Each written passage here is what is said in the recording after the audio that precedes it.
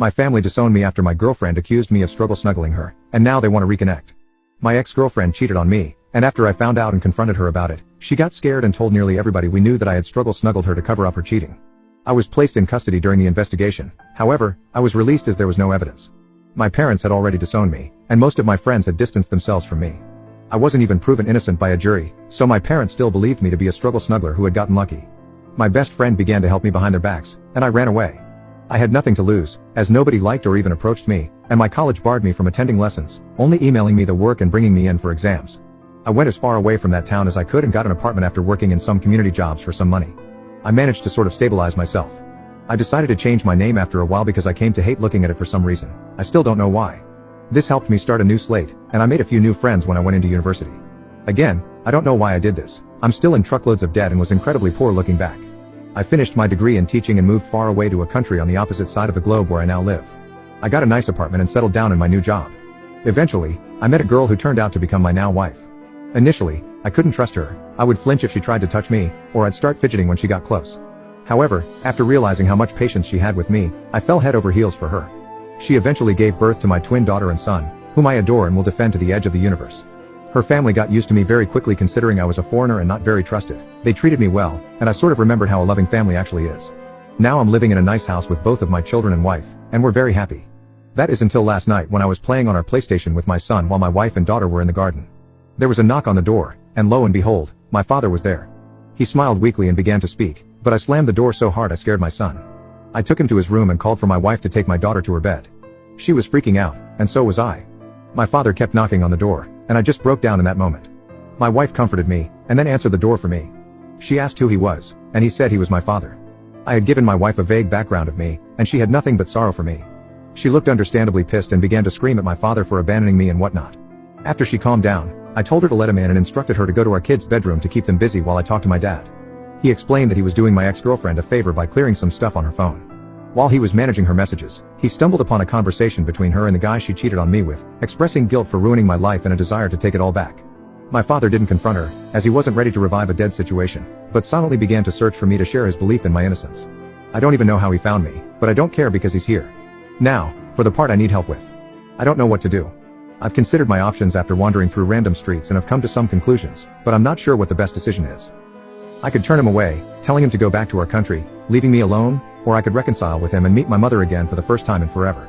Update 1. I visited my father in his hotel and informed him that I wouldn't reconcile with him or anything like that.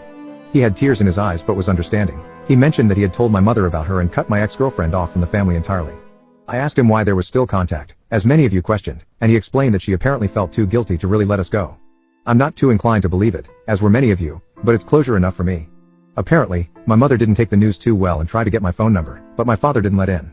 Not sure what I could really trust, given that I feel most of it is just a ploy to get me back into their lives, but after they threw me out onto the streets like a rabid dog, it just makes me sick.